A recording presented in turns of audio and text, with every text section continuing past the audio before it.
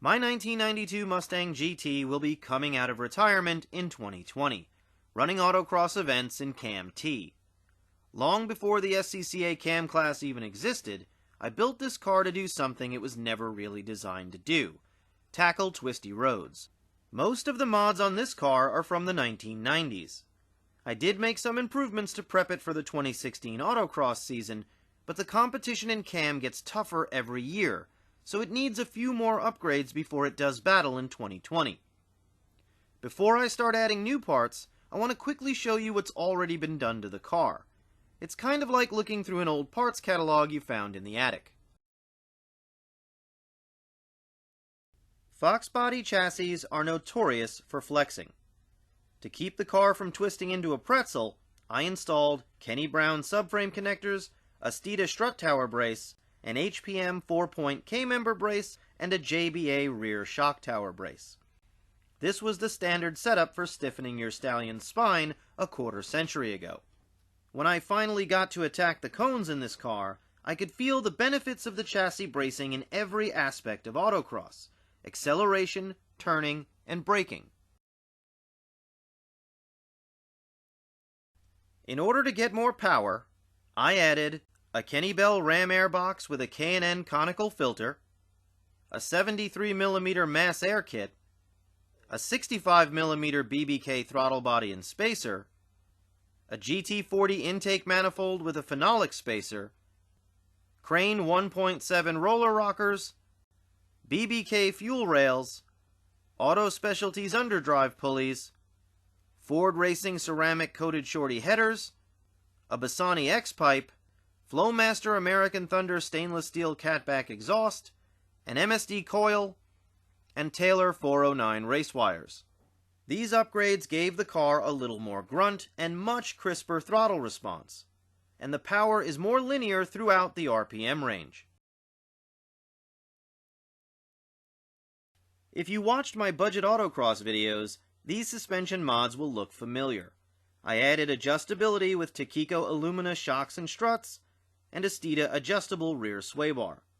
I eliminated the flex, slop, and quadrabind in the rear end by installing Steeda aluminum upper and lower control arms with poly bushings, and a 23mm SN95 OEM rear sway bar. KYB quad shocks complete the rear suspension improvements. I improved turn-in and transitions with a Steeda 1 3/8 inch front sway bar mounted in Steeda aluminum brackets with poly bushings and poly sway bar end-link bushings, poly steering rack bushings, Steeda caster camber plates, and Prothane poly A-arm bushings. The car sits just a bit lower all around with Ford Racing C-springs. These parts add up to a simple, easy-to-adjust suspension that allows you to get the car neutral, adds composure, and moves the limit of traction much further out than stock. Most importantly, these upgrades add predictability, and if you've driven a stock Fox body hard, you know they can be very unpredictable. Slowing this pony down are OEM 94-04 Cobra brakes, 13-inch discs up front, and 11.65-inch discs in the rear.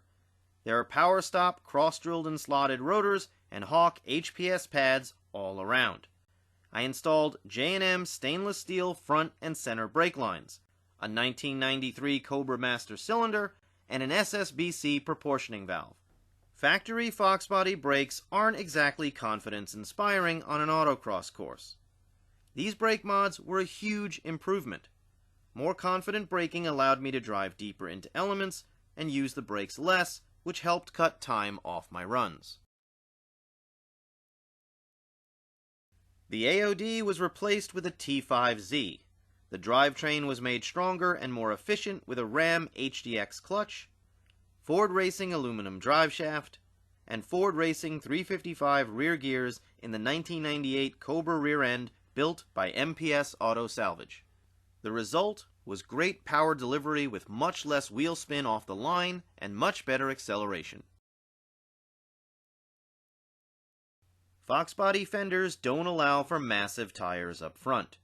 The widest rims and tires I could fit were American Muscle FR500 18x9-inch rims with Nitto NT05 255/35 18 tires up front and two 75/35 18 tires in the rear. Stepping up from the 16x7 pony rims with 225/55 16 street tires was a huge improvement. But the staggered setup wasn't ideal for autocross. It added understeer.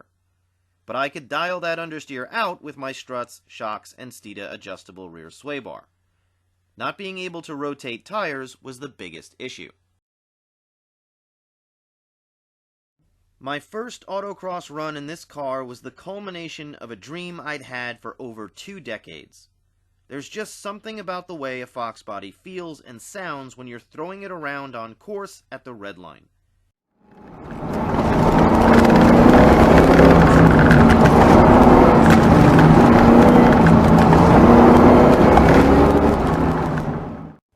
You can sense the racing heritage in its bones, and that it wants to prove itself to every Mustang that came before it and after it.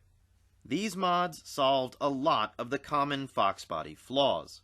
The car did everything I asked it to do better than it could ever do in stock form. I got much clearer feedback behind the wheel, and my inputs were executed with less hesitation and more precision. But it always felt a step behind my 2000 GT. Even though at that time they had essentially the same suspension setup. Now that we've gone through ThoroughbRED's history and the parts I installed in the past, it's time to focus on the future. The point of this project is to make targeted improvements to ThoroughbRED to see what it can do against CAM-T competition in 2020. This car has good suspension, but there are weak links. It stops well, but it doesn't have the incredible initial bite of better brake pads. I never ran the car with top-tier autocross tires or a square setup. All of those aspects of the car will be addressed before it sets out to attack the cones again. But there's something that needs to be addressed first. The CAM-T minimum weight is 3,000 pounds. I know this car is 200 pounds overweight. So in the next video, I'm going to cover some inexpensive but very effective ways to get ThoroughbRED lean and mean.